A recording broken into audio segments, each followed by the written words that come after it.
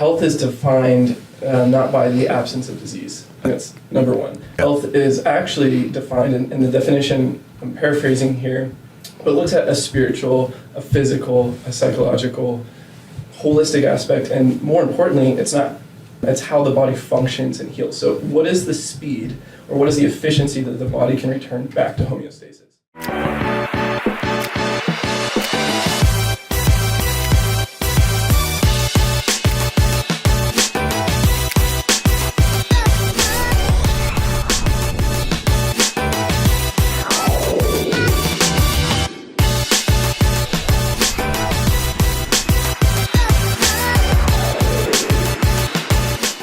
What your expertise is and what physical health has played, and like how it's played a part in your life. Well, my name is Josh Holden. I live in New Braunfels, Texas. My profession, I'm a salesman. I sell biologics to surgeons.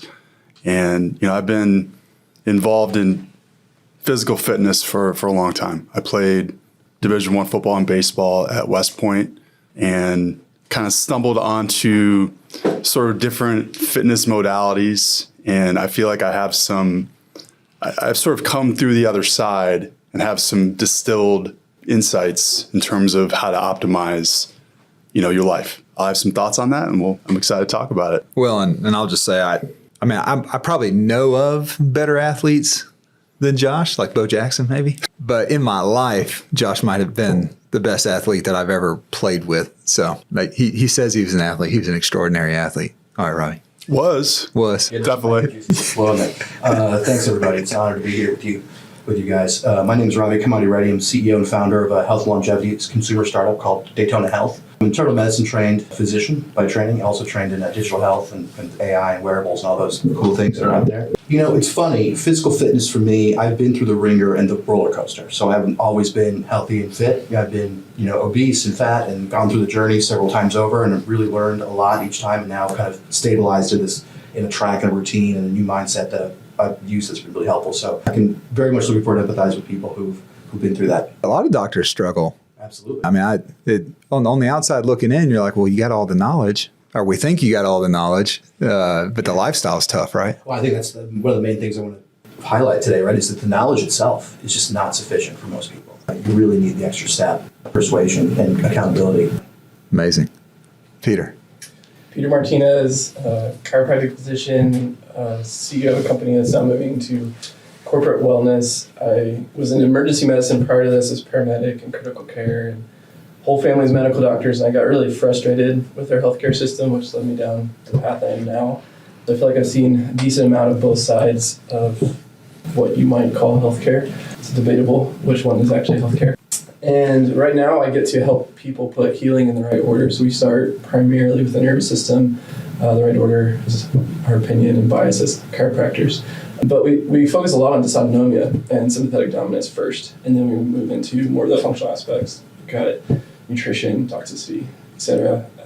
Really excited. We really want to have a big impact on how Americans view and manage their health so that they can get back to doing what they love to do, what they're called to do. And I'm hoping that through having an impact on some of these Austin companies that have a voice on the world stage, we'll be able to get it done. Well, so this first, and we'll start with you, Peter, proactive health versus reactive health. Honestly, I didn't know that until I met some of you guys. Real quick, can you define like what proactive health is for you and your practice versus a reactive health kind of mindset? I think we can start with defining health. Right? Yeah, fair enough. If we were to all ask 100 people, how would you define health? I'd probably get maybe 70 answers. Maybe 100 That's answers. a great point. There's a lot of ways you can define it. So the World Health Organization, questionable organization maybe at some point over the last years, how they manage things, but the medical textbooks, Grey's Anatomy, not a TV show. When you look at the definitions across the board, regardless of what you would consider a reputable source, there is a lot of agreement that health is not how you feel. It's not whether you currently have a disease process. It's not whether you have a headache in that moment or you have some inflammation that's leading to, high blood pressure. Health is defined not by the absence of disease. That's number one. Health is actually defined in the definition, I'm paraphrasing here, but it looks at a spiritual, a physical, a psychological, holistic aspect, and more importantly, it's how the body functions and heals. So what is the speed or what is the efficiency that the body can return back to homeostasis or baseline, right? How fast can a body go from a non-homeostatic state or like a fight or flight response, deal with a threat, and then return back to a recovery state? And if there is an inefficiency or disruption in the ability to return back to an optimal homeostatic state or normal function, then and if that stays in the body, then disease begins to build. So I would say health is not how you feel, it's how you heal and function, right? Yeah. And so if you underline the first 4 letters of the word health, that's a good reminder of what health is. It's how you heal, not feel. It's good. Anything to add to that? Just health? Definition of health? I think actually a step further even. Peter, I think it's great. That's great. A great way to explain it. I think I look at people and I think like our healthcare system being proactive or reactive. Like right now, we wait till people get sick until you're out of this homeostasis. Then we go and intervene.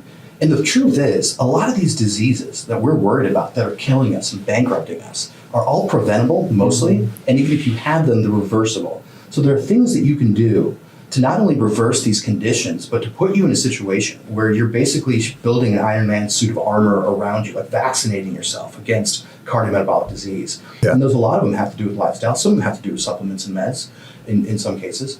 And it's like taking those steps now is, for some people, a minority of people, like athletes, for example, love to see you guys, like, I give you a plan and you just execute, right? Yeah. It's like you will execute every bullet point, and even if that means you waking up at 4:30 in the morning. That's definitely not me, right? Like that's like 90% of us. Like we talk ourselves out of it. You know, we bias ourselves. We're busy. We put friction because it's like we don't like to deal with that's good. comfort. And so it's like fixing those mindset issues is going to help us take the actions, which in turn is going to help us be proactive and not get sick in the first place. Get to that optimum state of homeostasis. One other thing I'll add though is, it's like one thing I've noticed is I think health is an interesting word. Health. What's funny is I'm out of healthcare and health really. I'm into health span now. That is like my guiding North Star. And health span, we in the company have come to think about it as like 3 buckets. One is like avoiding these diseases and getting better recovery, like these cardiometabolic diseases like diabetes, cancer, stroke. These are all related. Heart disease, obesity. And the medical system has become so hyper specialized. You have like doctors who work, like you have ophthalmologists who just do like separate parts of the eye, you know? And they don't really talk to each other. The other docs, right? When you look at the root cause, that's what you have to start doing, like this functional aspect. If you hear the word functional, and like when medical people are talking about it, that's what they mean. It's like, look at the root cause of these lifestyle errors. So that's one bucket. It's like these diseases, we want to like avoid them, reverse them, and like just steer around them. Yeah. Second, it's like work performance, like just mental acuity, the cognitive abilities. We spend like 90,000 hours of our lives at work. It causes most stress, where we spend most of our time. You know, it's like our purpose and mission. And like we all want to do that and be better, but not burn out. Like that's the big problem. And the third thing under kind of the health span, paradigm that I'm talking about is nurturing spending time with the things you care about the most, which are your friends and family, which directly correlate in like many studies to longevity. Like you will live longer and live longer well when you're spending time with those people, but then able to balance the other responsibilities too, again, without burning out. So those are like how I would define like health span. And I think that's what we all really want, isn't it? But like healthcare does none of those things. No, I mean, it's funny to hear you guys talk. I have my definition for leadership. I have my definition of wealth. Don't know that I had my definition for health coming in here. But if I were to say it simply, just like the regular guy here, my definition of wealth is tied to freedom. I think my definition of health is probably tied to freedom too. And then I would say that in my last couple of years of life, I've really sought to protect my brain. Like really try to learn, what are the things that I can do that protect my brain health, just so I can be sharp. And part of that is all the other things too, right? I mean, I know the intention for some of this conversation is really what does health look like for a leader? And I'm really excited about this conversation actually, because I think instead of going, we could go a lot of different directions in the sphere of health. Working with the average American, you could say, can be very frustrating because we're trying to pull them out of a sick care model or a sick care system. I don't think it's healthcare. I think it's disease management, and it is siloed. It is isolated. It is very frustrating, and sounds like you and I probably work in similar spaces with that. The joy of working with a high-level athlete like Josh or a high-level leader like all these people is we're after optimal performance, because we don't want interference. We don't want obstruction, roadblocks to our performance as a leader. And I think leaders and athletes share that in common. And so it's really fun as a provider working with someone that's saying, hey, I don't want to wait till the engine blows up. My body's the Ferrari, the Porsche. I'm bringing it in. I'm going to fine tune it. Let me know what I need to do. I want to function and heal optimally. I'm excited for this.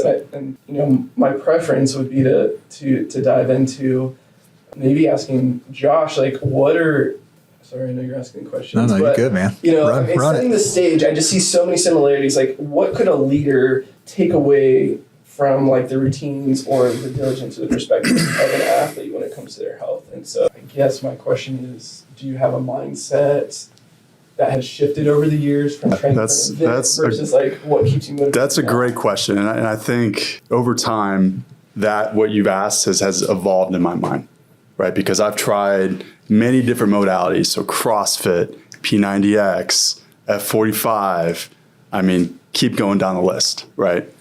All these things are effective, but I think what I've sort of realized over the years is that physical strength is the most important thing that you can have. And the reason I say that is because a happy person is going to be strong physically.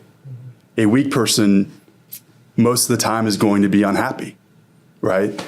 And, people will elevate the intellectual and the spiritual, which I understand. But it's also instructive to see those intellectual and spiritual people when they increase their back squat. And that's I think that's a controversial statement, but I also think that, our physical strength, dictates our quality of life. Josh, I wouldn't say that's controversial at all. I think there's a ton of data to support this. Like, we have tons of data to support what you just said. You're spot on.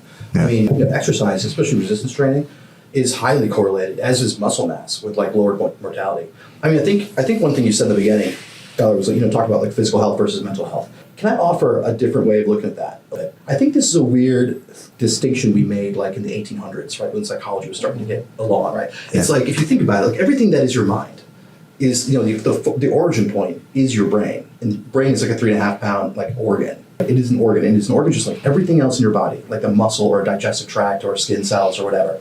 So like the same damage that is done to other organs when you're not exercising or eating well or eating too much sugar or, the bad diet and the like. It's weird to think like, it doesn't, those toxic effects of those bad behaviors don't stop at the neck down, right? Like they go to your brain too. So like your cognitive ability, the ability for you to go from like type 1 to type 2 thinking, like you use Daniel Kahneman's, like impulsive eating, like we're just doing things on impulse, nothing impulse. You can stop, meditate, slow down, and especially in leadership positions, when you're in a difficult position, you can go, I'm going to detach. I'm going to look at this objectively. I'm going to have the confidence to move through it. I'm going to take it step by step. All those things that your people are looking for you to do and set the example for. It comes from, this mindset and taking care of your body, because it does take care of your brain, which then is taking care of your mind. And I think the other thing I've just had is the gym is this weird microcosm of many challenges and like personal journey. It's like that last step that you do, when you're on the bench or something. I feel like that's like a lot of life outside the gym.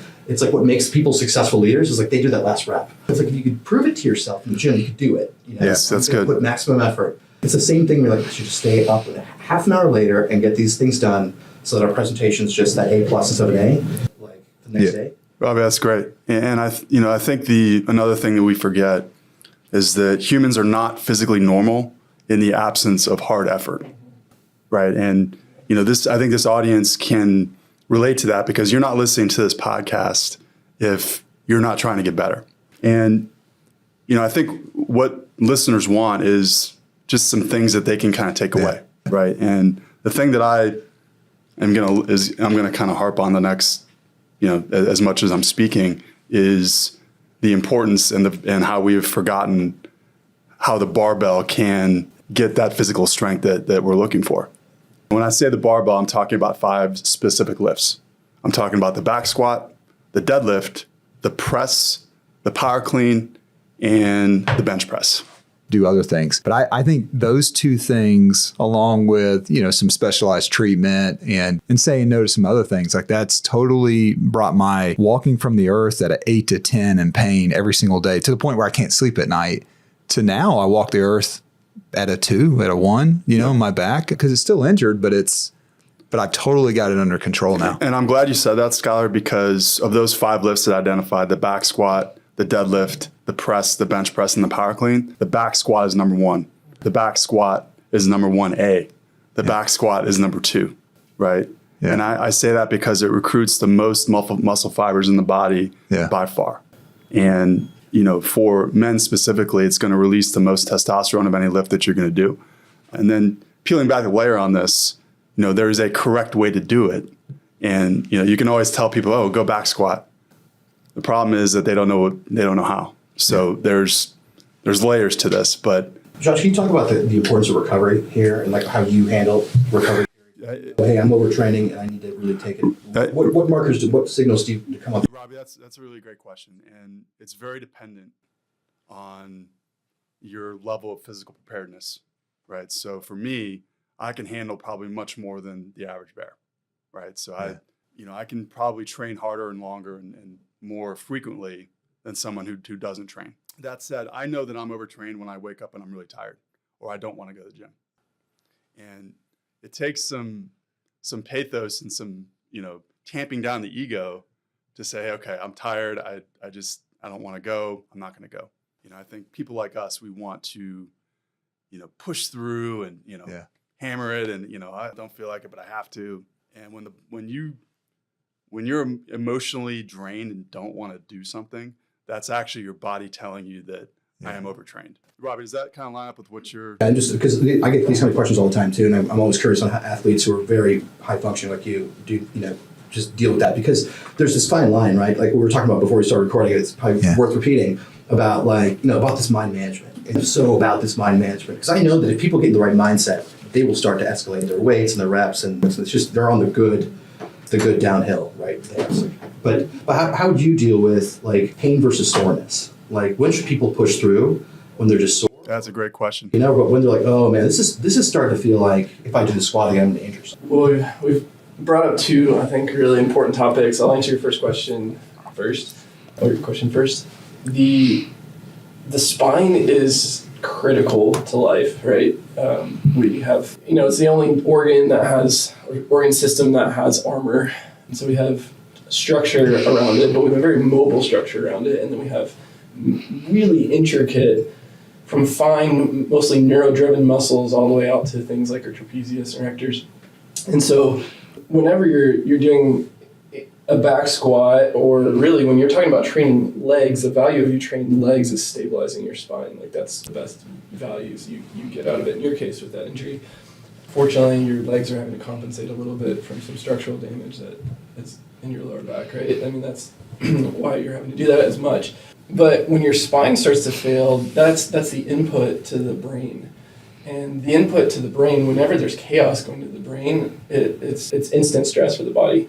It's instant cortisol. It's taking away your ability to remember things. It's moving your thoughts from the frontal cortex and the ability to critically think through things into your brainstem, and it's overloading your hippocampus, which is like really your amygdala is shooting your memory.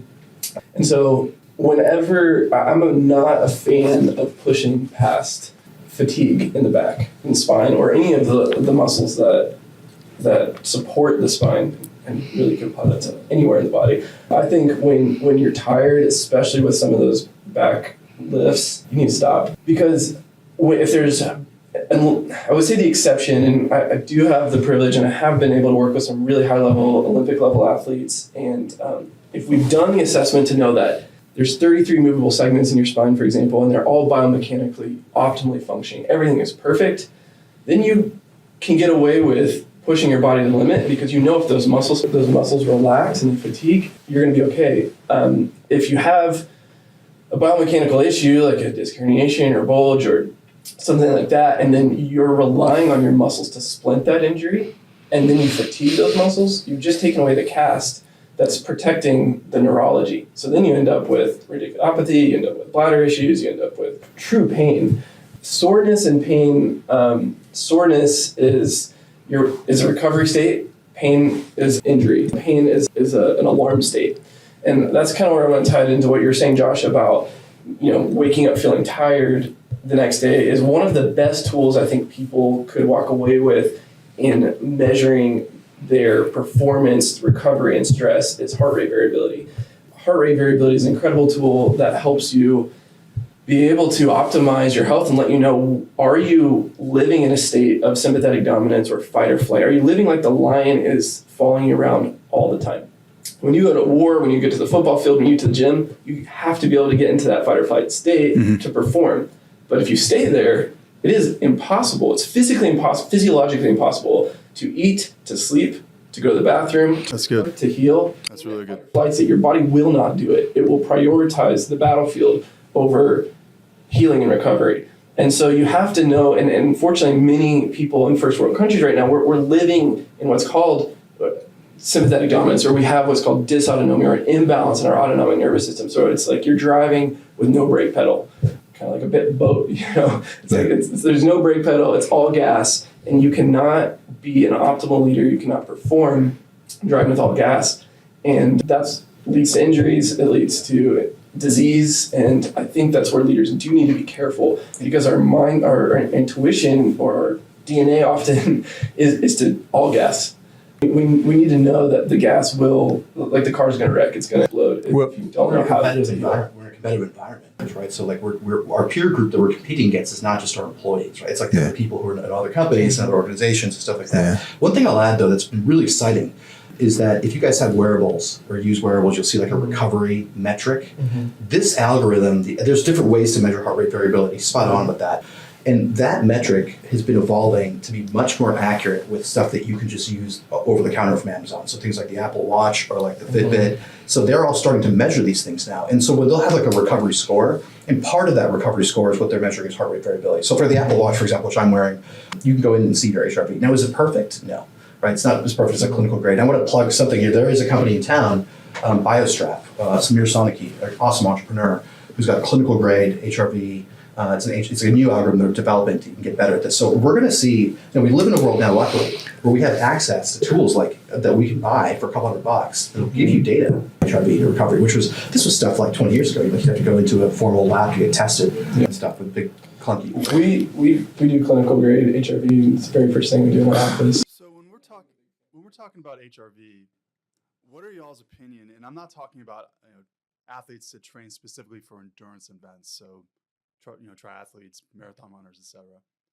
But what do you guys think about the difference between training for cardiovascular health versus strength training? Well, heart rate variability, I think we should talk about what that is for a second. It's worth spending a second on this because it's so valuable for leaders. It's such a valuable tool, and there's so much research coming out about it, and really has been out about it, but now we can utilize it. So heart rate variability is less to do with the heart. It's not. We're not looking at the firing of the electricity from like the atrium to the ventricle. We're not looking at like an EKG pattern. What we're really looking at is the autonomic nervous system's control over the heart. So if we are running or in battle or working out, our heart rate, yes, the contraction of the ventricles will raise to 80, 120, whatever it is, but it will become very steady and very predictable, very rhythmic, right? If we're having a conversation, we're drinking, we're eating, we're going to the bathroom, our HRV, our heart rate variability should be very variable. It should change a lot. It should speed up a little bit, it should calm down a little bit, it should be steady for a second. It needs to be adaptable. It needs to change based on whatever we're asking our body to do. And so a more variable heart rate or a high variability, a higher heart is going to mean that person in that moment is in a more parasympathetic state or a rest and digest state, meaning their body is in a recovery state. It can eat, sleep, poop, focus, and we should really be in that in the majority of our life. If the heart rate variability becomes more consistent, more rhythmic, more steady, that tends to show us that the autonomic nervous system is in more of a sympathetic driven kind of fight the bear, lift the weights, fight on the battlefield state. Both are important. We need to have that flexibility. But again, if we go back to the original homeostasis conversation, you need to be able to get into that state and get out. You also don't want to stay stuck with a very high HRV and not be able to get that drive to be able to accomplish what you need to do, because you got to be able to run from the bear when the bear's there. But if there's a lion in the bathroom, you're going to have GI issues. If there's a lion in the bedroom, you're not going to sleep. If there's a lion on the couch and you're trying to recover from something, you're going to struggle. And so I think many people come to our office that have even have a lot of experience in the functional medicine space. The traditional medical models failed them, and we do this clinical grade HRV initially, and they're just stuck in a stress state. And I think for me, number one is if I can help break that fight or flight cycle, all of a sudden the body starts doing what it's been trying to do for a long time. So your question about strength training, and so this is really interesting. There's a lot of data coming up on the last 10 years about this. Yep. In terms, so everyone's busy. Most people most employers are busy. Leaders, especially, are busy. You got a lot on your shoulders. So you have limited time, and you're trying to decide. Let's say you're the kind of person you've already decided. I'm going to make this a priority. Whatever it is, I've got this many hours a week. I will not skip it. I'll do it. So what do you choose to do during that? That's a great question. Right? Like, and it's like, some days you're just like, I just don't know if I can go on this run or whatever. Like, if you have a choice between running and resistance training, like weightlifting, always choose resistance training. See, sarcopenia, you ever heard that term? No. So sarcopenia is a term I want everyone to be familiar with. It is a killer. It is a loss of muscle mass. It's an abnormal, low muscle mass. And one of there's so many myths about health and health span and longevity, right? One of the myths that a lot of people have is that, when you get older, you just kind of get smaller and weaker, and disease is just part of life. When you look at tribal societies, like there's been several studies now, several tribal societies, there's 80-year-old guys, 75-year-old guys doing farmer carries, from water from the well back to their camp, It's like they're lean, they've got muscle mass, they're still very active and functional. So this whole Western world thing, where we just see our elderly just get into little wheelchairs and go around Walmart, like that's not normal. Like the body's killed a lot more. So helping to get into that stay in that functional state is resistance training. And I couldn't agree more, Robbie. And I think the reason is because if you look at a triathlete, a strength training program for a triathlete is going to benefit him in his endurance training, right? But it doesn't work the other way around, right? So him doing more endurance training is not going to help him be stronger.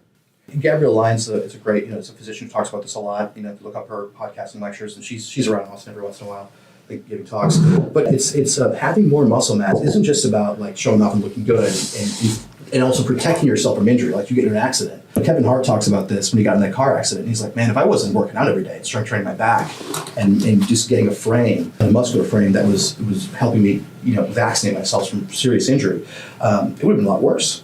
But it's not just that, but it's like, remember, muscle's metabolically active, right? Like, and the body's very parsimonious. Like, it doesn't like to keep things around that's not being used. So if you use muscle, like you don't load yourself. They'll be like, wow, why are we feeding this thing? And it's to lose muscle. And when it does take on, when you are feeding muscle, you are protecting yourself from cardiometabolic disease. Your insulin resistance goes down. And remember, insulin resistance is one of the root causes of all of these problems. So if we're talking to a very driven, let's say we're talking to Josh, very driven, active, executive, leader, already has the muscle or the weight training thing down. Well, we also know about stress and metabolism and cortisol. So if Josh is not giving his body time to heal and to recover, or he's dealing with, let's say your sales have just been terrible this quarter, and maybe there's some relational issues and a big tax bill, and your body's loaded with maybe a bunch of toxins from whatever, maybe things you couldn't even control. Sure. And then your outlet is working out in the gym and you're eating enough, but what we know is hormonally, going back to a little bit of the HRV conversation, if the line doesn't stay at work or stay in the gym and it comes home with you, we know that cortisol eventually, after it's really wreaking havoc on your pancreas, is going to start breaking down muscle. And so there can be this vicious cycle of feeling like you constantly need to build muscle at the same time as your body is depleting it.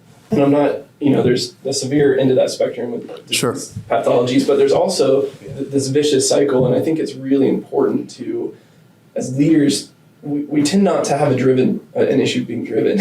We tend to have an issue not knowing how to recover. Well, I mean, just to try to get more practical with it, because I'm sitting here trying to learn from all three of you. First off, I will say, because you mentioned accountability really early in this, and that, and then we jumped right on Josh and said, mentally, how do you do this every day? Coming from a person who is highly accountable, mainly because of habit. Like this morning, I woke up tired. Okay, now I didn't go sling weights around for 50 minutes or an hour, but because I just refuse to lose momentum. I think momentum in business and sales and exercise, like I That's think the power event, Yeah, the consistency piece. so momentum matters so much to me that I did, instead of going into the gym and lifting weights, I did, and I usually put my tennis shoes on. So if I drop a weight, my feet are protected. Instead of doing that today, I just went out into the front yard with just my bare feet, and I just moved my body. And it was probably funny from all my neighbors, but I have a little routine that if I have 15 minutes to move my body, then it's still a check block, which for me matters for momentum, just a normal person. So I just want to acknowledge that. Like, I do think for habit-driven people, continuing momentum is important, just even if it's psychology. But I do want, like, recovery. Like, what's a practical, like, all right, I need to recover. What do you do? I mean, rest probably is one thing, but like, what is it? Like, if I need to get the bear out of the room, like, what do I do? So I can speak to that practically, right? I focus on these 5 barbell movements: the back squat, the deadlift, the press, the bench press, and the power clean. And the way that I sort of structure it is 3 days a week. I have a volume day, I have a recovery day, and I have an intensity day. Okay. So the volume day is 5 sets of 5 of a couple of those movements. The recovery day is 5 sets of 3 of a combination of those movements with a lighter load. And then the intensity day, I have 1 set, 5 reps, and I'm going. And I'm adding 5 pounds per week to each of those days. And that's a very simple way to, for someone who is used to this kind of training, to recover and make sure that we're not overtraining. So the 3 days in the middle there, you're either doing nothing or you're doing lighter. Well, so another great question. For someone that is not used to this kind of training, I would say take Tuesday, Thursday off and go for a walk, go play a sport, go do something else that's sub-maximal, right? For me, I do Tuesdays and Thursdays, I'll do some kind of a high intensity kind of just to get my heart rate going. And that's kind of my active rest. So there's something you said there about this, and that sounds like a really good plan. Like I'm actually a little surprised. I thought you'd say you do more. Like you're not sitting there killing it every day, because that would. I want to be out in an hour, and I want to. And we all have genetically programmed potential, right? So everyone has a marker that they can hit, and that's as high as they can go. And what I've found is the barbell is the most effective way to, climb up to that potential. I think that 60-minute mark is a really good mark, right? Because you see a lot of people in the gym like, and they brag about it. They're like, I've been in there for 3 hours. I'm like, you've been in there working for like 30 minutes and on your phone for the rest of the day. Now, I will say that the volume day will take probably an hour and a half. But the intensity day takes about 20 minutes. So I think that the larger point being just being very efficient with your time. And they're like, when you're in the gym to lift weights, you go in, lift the weights, and get out. Yeah. You should be out in an hour. And I see a lot of people just wasting time walking around, texting people back, setting up their tripod cameras for their Instagram reels. And that can be important, for your brand and things like that. But it's just like, I don't have much time like that. And I love that approach, because it applies to our life as leaders too, right? I want to have very focused, very, that my attention is on this thing, on this very important thing. And it's this. And so for me, on the intensity day and on the back squat, I think this week I have 435 pounds that I have to do. And so, it's building up to that point where, hey, this is a siege mentality. I'm going to go in there. I'm going to do that 1 set. I'm going to do it. And then the next week I'm adding 5 pounds. And then the next week I'm adding 5 pounds. Now, I'm not doing that indefinitely, but there's a certain block of time. I think I'm going to do it for 12 weeks, and I'm going to back off. But, all is to say there's a plan. If I would say, to your point, the psychology, I think this is a really overlooked piece. And there's a lot to talk about here, but this is kind of what my company does. Like we really get into the health coaching and the psychology. I'm sure you do as well. And mindset is so important. It is the bedrock of this. Right? Yeah. So you look at like someone like Josh, you look at someone who's just starting their health journey, has never been exposed to that level of intensity of working out or training. Actually, we don't use the word workout in our company because it has the word work in it. Mm-hmm. And that's to my larger point, which is like the way you say things, the way you program yourself makes a huge difference. I couldn't agree with that more. What we've noticed is, when people stick with us for like a year, like the first year, when we're health coaching them, it takes about 5 months and you see a definite flip in their mindset, and you see it in the way they speak. So in the beginning, it's like, I got to go work out today.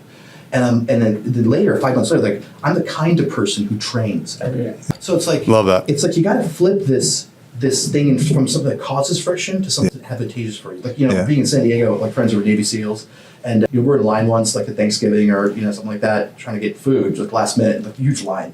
I'm like sitting there complaining, and my friend's like, "What a great opportunity to practice patience." And I'm like, "That's why you're a Navy SEAL." And so that's such an interesting point about the positive self-talk.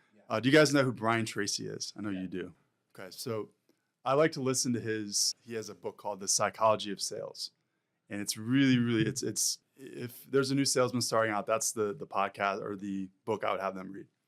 And Brian Tracy says that for a salesperson, before they go into a sales call, the thing that they can do to increase their positive self-worth is to repeat them to themselves. I like myself.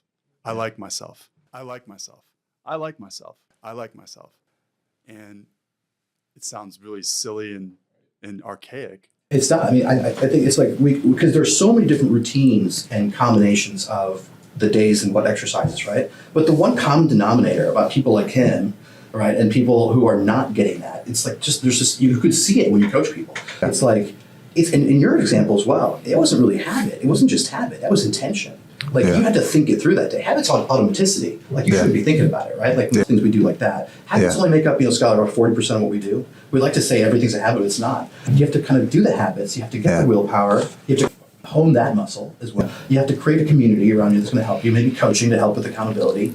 Putting less friction. Like the night before I have to go train the next day, I put my shoes and socks, Love that. workout clothes. Love it. Because my brain, when I wake up, is looking for the excuse, and I'm just looking for the excuse not to go to the gym. Like all of us are. It's so funny you say that because Marcus Aurelius used to talk about him not wanting to get out of bed because it was warm and he didn't want to get cold, right? So if you put your clothes next to you, you just grab your clothes, put them on, you're not cold. So it's like my brain could be like, oh, where are my shoes? Well, I can't find them, so I guess I'm not going to go to the gym today. But it's even though I know it'll only take 30 seconds to find them, but if they're right there, I'm like, that's a friction point that's not friction anymore. So you're kind of arranging your environment in ways to make the things that you know that are good for you easier, and the things that you know are bad for you harder. Like put the M&Ms in an opaque container. Yeah. You're a James Clear fan, aren't you? I mean, these things they all add up to like this lifestyle, and you end up getting to the state where people are talking to themselves differently. Because the locus of control, it's agency. It's like the person who's 300 pounds is thinking, nothing I do works. I can't, my body's just like this. And they kind of have this rigmarole of reasons. And you have to flip those and help them see like, no, you got to reinvent yourself. That's so important to somebody that's been given a diagnosis. And when we see it a lot clinically, like I hear my diabetes, my migraine headache, and they take ownership of it. They think they're going to have it for the rest of their life. They've never had somebody like in your company or in our office that's said, hey, like one of the first things I say is stop calling them your headaches. If you want to get rid of it, say the headache. Oh, that's good. Diabetes, and let's start. And we start with mindset is one of our core 5 essentials, and mindset is critical.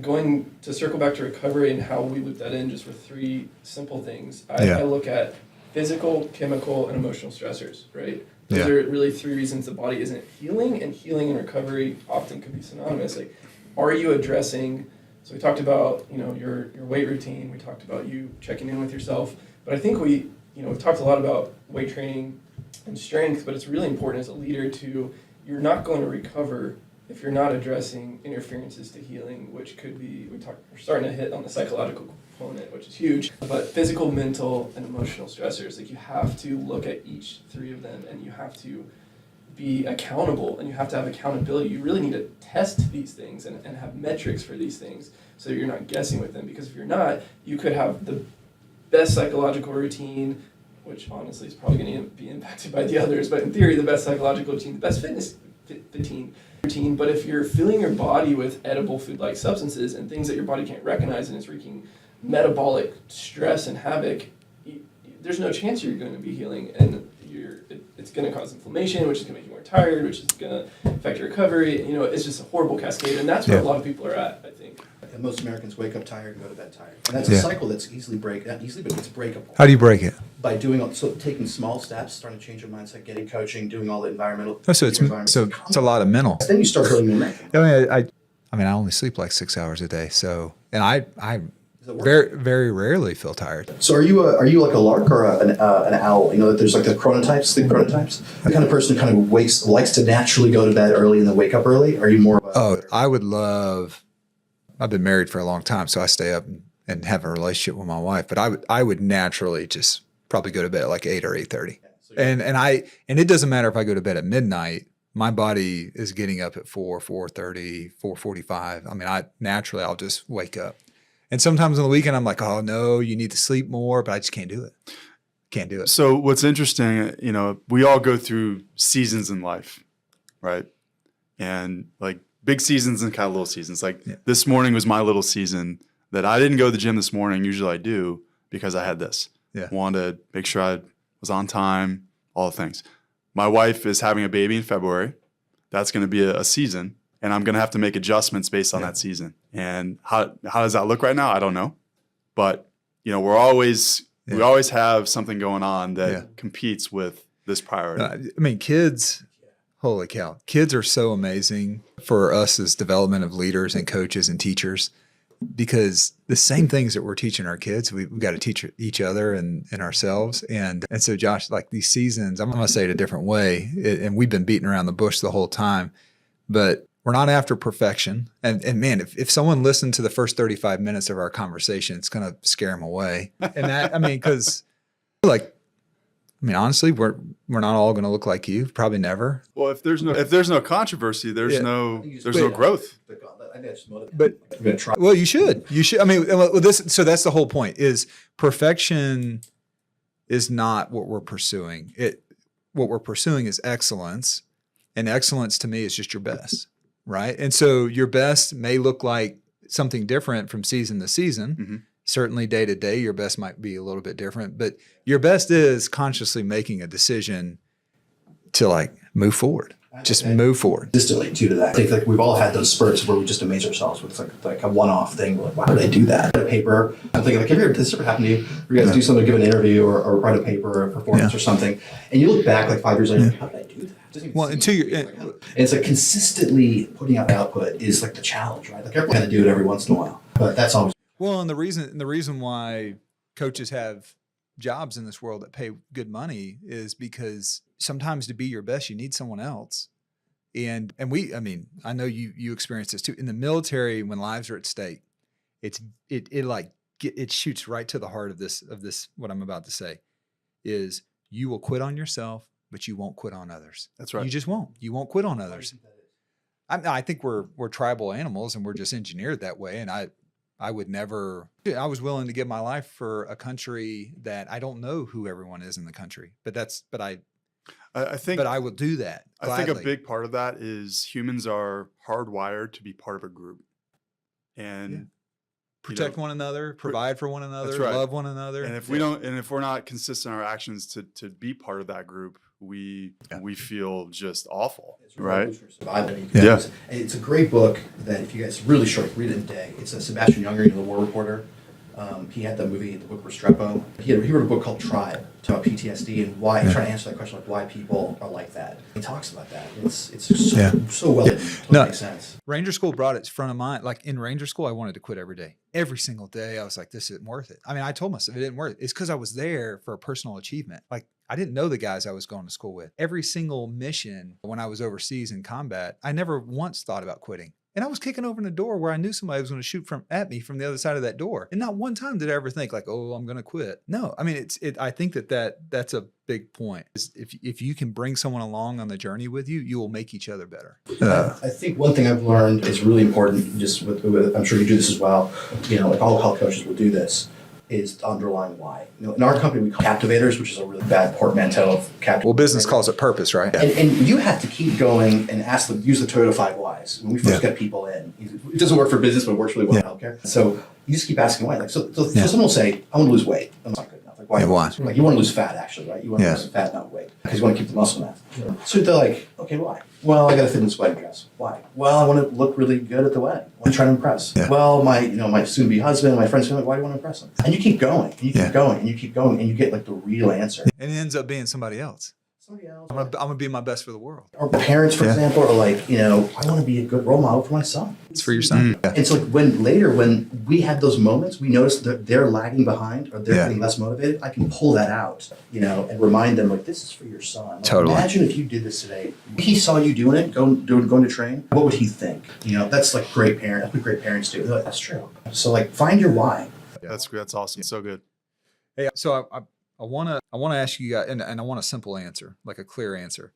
When someone comes to you and you either look at them and they look unhealthy or are acting unhealthy, or they come to you because they are unhealthy, where do you usually start? What's the first one or two things that you ask your first one or two questions to see, is this it? Can I start? Sure. I know your answer. I think we discussed this earlier, but I get that a lot, and I'm not a coach. I'm just the dude. And they'll come and be like, can you give me your program? Blah, blah, blah. What do you do? Can I do it? And I'm like, no, I'm not going to give you that. Do you drink? What? Do you eat sugar? Stop doing those things. Come back in 3 months. All right. That's good. All right, Robbie. First thing I say is there something that you want to change? Are you ready to make a change? Like, I know looking at them, we all, I think, know certain people. When we look at them first, we know, that person's unhealthy. Like, they're just on the road, and especially with medical training, I just go, like, that person's on the road to diabetes. Like, when like you're just talking to innovate somebody, and you're like experienced paramedic, and you just know, you're like, that person's going to crash. And you just know. And like the paramedics who are training don't know yet. They're like, how do you know? They're like, I've seen this 1,000 times. Like, no, when someone's breathing like that, you're going to crash. So it's like that. So I can size people up pretty quick. Okay, you need to do this and this and this. But if I say that to them, it's like giving them advice. It's like it didn't come from themselves. So they have no buy-in of it. They need to know that, like, subconsciously almost, like, they're the ones who came up with the answer. So it's like this is like a leadership lesson, or like setting up the room, even when you're coming into a room with employees, and you know what the answer is. You kind of want your employees to come up with the answer themselves, so they feel like, oh, that's so good. And I would prefer people come to you than me, because I'm giving them just the harsh reality. No. I mean, no. I think both are valuable, though. I mean, you take a coach's approach to it, which is, I'll give you the answer, but I need to know that the answer is going to be actually moved on. If they're not willing to, if they don't notice, it's like the smoker who, like, when you want, like, most smokers, I bet you 100% of smokers know it's bad for them. They know lung cancer is a risk and other cancers and everything else. So it's like me telling them that is not going to be helpful. But it's like the first question I ask is, do you want to quit? If they say no, I'm like, okay, I'll come back to me when you feel like you do. No, and I mean, you just got there faster. You're like, if you drink and if you eat sugar, stop doing that.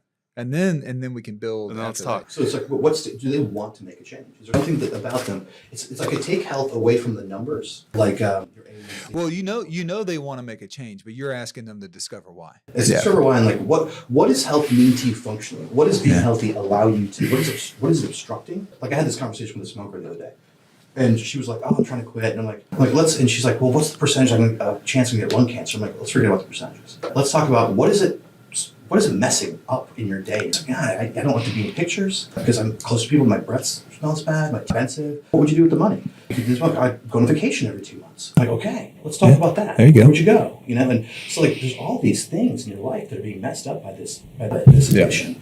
And it's like, then it's like, oh, that's true. And then they kind of feel like, get rid of those. I don't know if they can optimize. And then they can start having the conversation with the tactics. And a great point I think you're bringing out is if you give them too much too quickly, they're gonna get overwhelmed and they're gonna give up. Yeah. Right. Well, it sounds like perfection. It's too much. Yeah. And it's we talked about the gap and the gain. Have you guys read that book? No. So in essence, the gap is comparing yourself to an ideal, and living in the gap is, well, I should be here, but I'm here, so I'm depressed. And the gain is comparing yourself to what you were, and saying, well, okay, I was here yesterday, but today I'm here and I'm better. I might not be at the ideal, but I'm living in the gain. Dan Sullivan book. All right, your answer. Well, there's two different types of people coming to our office. Some that have been in chronic pain. So my question to them is, why now? Like, why not 10 years ago? Why not 5 years ago? Why are you coming to me now? Why have you been living with this? So it's one category. The other type of people that come to us have tried everything. So these are chronic disease patients that have even been in functional medicine docs and really feel stuck. Mm-hmm. So in that population, I think I've hit this all day long. It's what I do. It's a nail and I have the chiropractic hammer. I'm checking the nervous system, and so we really just do this autonomia testing like right away, because they've come in and they've said, I've done this and this and this and this and this. And my belief is, my experience is, and I think science supports this, is the nervous system doesn't work, nothing else does. And then we'll dive into, the rest of the 5 essentials. But That's good. All right. I know people care about diet because diet sometimes is easier to control than exercise. If I were to say, but from a food choice standpoint, what are the 2 or 3 things that you try to control, just day to day, right? Just make it simple for them. Sugar. I'd say to start, if you're drinking, if you eat sugar, stop doing those things. From a diet perspective, people think, oh, you must be just so healthy and you just eat all this good stuff all the time and you must be a health nut. Yeah. No, I'm not. Now, do I make good choices? Yes. Do I follow a specific diet? No. So I try not to eat processed foods. My portions are appropriate to my, my goals physically. So I probably eat more than the average bear, but I would tell people that portion control is really important. And then, eat when you're hungry and don't eat when you're not. It's really not that hard. Yes. I think that's the really good basic stuff there. It's especially cut the toxins out. So that's an easy one, right? And the highly processed sugars. So the thing with this sugar thing, I know people don't like to talk about calories, because they've had this interaction with counting calories that hasn't worked because it's hard to do if you count every single calorie. It's a little tedious. But the thing is, I'm assuming that everyone here that we're talking about, the target, wants to be at their optimal body composition. Right. Lean, good muscle mass, and stuff like that. Not everyone has to be a power lifter or a bodybuilder, right? But we don't want to be overweight because that's what's causing all the bad juju, right? So that means we do have to be mindful of so I think about the quantity of food and the quality of food. Yeah. So quantity, just think about your bank account when it comes to calories. You do have to pay attention to the ins and outs. So whoever's telling you the calories in, calories out, they matter. Now the different variables of what makes the calories in, calories out happen are are you eating food that makes you full? So I eat a lot of protein. I'm sure you do. I don't mean to cut you off, but I also tell people if they really are curious to eat more protein than they think they need. 90 grams is a flat rule for us, for everybody. Everyone should be getting more than 90 grams a day. However you're going to get it, just get it. So the quantity of food matters. What's 30 grams of protein look like in a meal? Because that's basically 30 grams a meal, right? If you eat 3 meals a day. It's like a sirloin, an 8 ounce. A couple eggs, typically a scoop of your protein. Protein powder is 5 grams right there. Yeah. Eggs are 4 grams of protein a piece. So what I say is you have to watch the quantity. Now, what makes people blow the quantity goal, the caloric goal, is these highly processed, sugar-dense, calorie-dense foods never make you full. Mm-hmm. So it's Cheetos. I love Cheetos. Honestly, I love Cheetos, right? And you eat 5, and that's a serving. But who stops at 5? Now you try to go eat 5 steaks, you just can't. So when you look at carnivore diet and the keto diet and stuff, you look at actually what's happening there. Is there a caloric deficit, and that's why they're losing the fat? Because you can't eat that much carnivore a day. You just can't. Right. Because the protein makes you especially full. Yep. Protein's got 3 great things it does, right? It costs a lot more energy to actually burn it. You're burning more calories just eating protein versus versus Interesting. Or fats. It just takes. That's why we use fire, right? Humans evolved fire to help. Fire is external digestion. You see a lion, and you can eat raw meat. It'll just knock you out for 4 days. You see lions eat a meal. They're asleep for 3 days. So I feel don't bother me. So anyway, that's one thing. Second thing is it slows down the gastric motility to the point where you just feel full. Kind of almost GLP-1s do, right? But you feel full, so you don't feel like eating. And they're good for all the muscle mass and stuff that's really important. So you do have to pay attention to what you're eating. But you don't have to go crazy with it. It's just a period of time, 2 weeks, maybe 3 weeks, where you're starting to count calories, just going to get an idea, eyeing it. You'll start to train your eyes to kind of eye what's a big meal, what's not. As long as you can eat Cheetos every once in a while. I'm not a believer in these super restricted diets because you're gonna blow past it. You're not perfect. And life without chocolate cake's not worth it. That's right. You gotta have it every once in a while. That's right. Just make it intentional, not impulsive. So I tell people it's your quantity is your bank account. You guys track every single penny. No, you kind of have an idea of where you are during the month, day to day, week to week, and you check your balance every once in a while. You do the same thing. And the good thing about quality is there's lots of quality food. The general adage is if there's more than 6 ingredients in it, or if there's something your grandmother wouldn't recognize, don't eat it consistently. That's a good idea. But the quality, the last thing I'll add about it, you don't need to spend a lot of money. to eat quality food. You can get frozen vegetables at HEB for like $1.30. You know, Yeah. so you don't need to be shopping at Whole Foods and stuff like that. 'Cause I know right now money's tight for everybody. So that's what I would say. And the last thing is eat in a way that you can sustain. Because a lot of people try keto, they try carnivore, they try all this stuff. They just can't. Like I can't sustain keto because I can't get the protein in that I need for a day, or one meal a day, or fasting. It just doesn't work for me. It's not going to work for you long term. I'm not going to stick with that. The diet that's going to work is what you should stick with. I think your point, well, to reiterate, Americans are overfed and undernourished.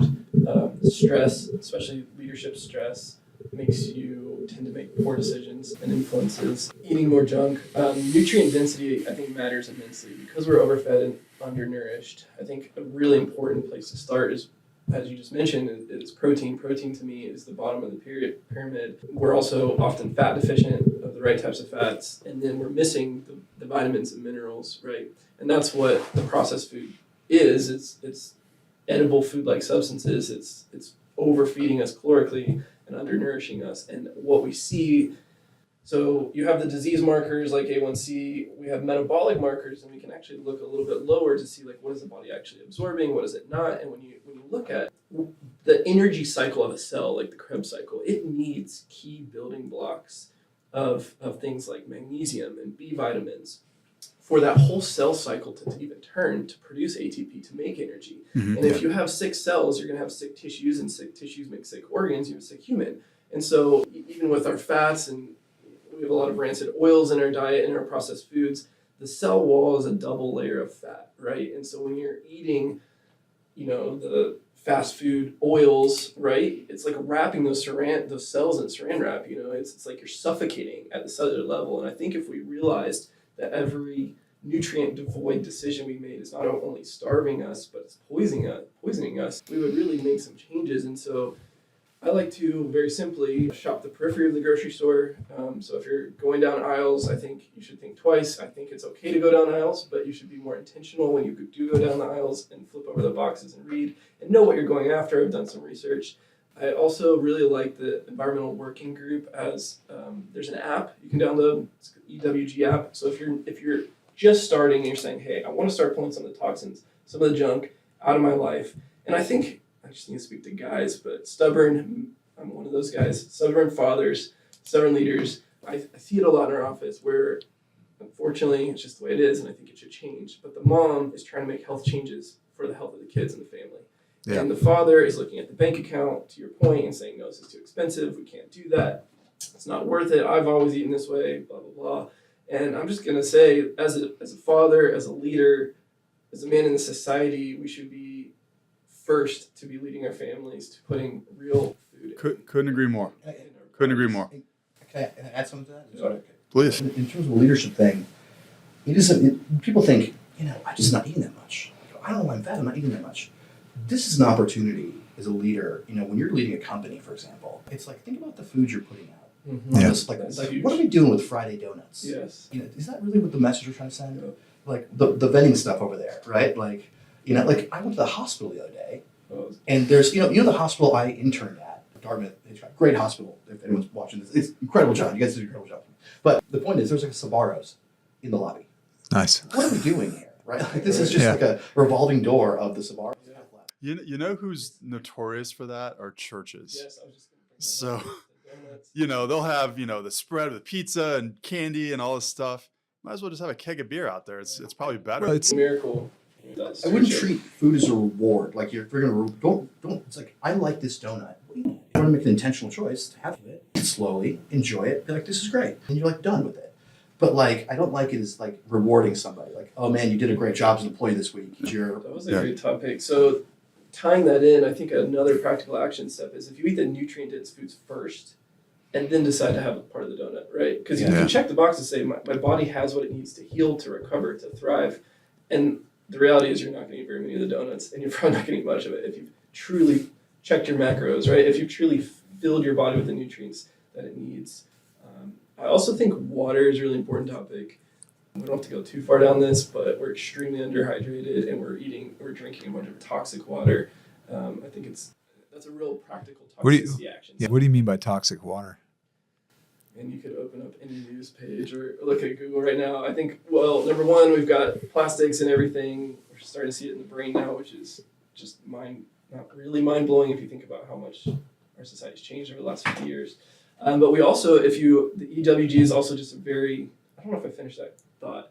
The Environmental Working Group has an app that you can download that you can take into the grocery store if you're very new to trying to learn about your products, and you can scan the barcode on those processed foods, shampoos, products, and it'll rate it on a scale and give you some feedback, and you can start learning about it and start pulling that out. You can also do the same with your water on that website, is you can look up your city's water. And what we'll find people's antibiotics, we'll find birth control, we'll find pesticides, we'll find all horrible chemicals in water. When you're taking a hot shower, you're absorbing that through your skin, and you're just toxifying yourself.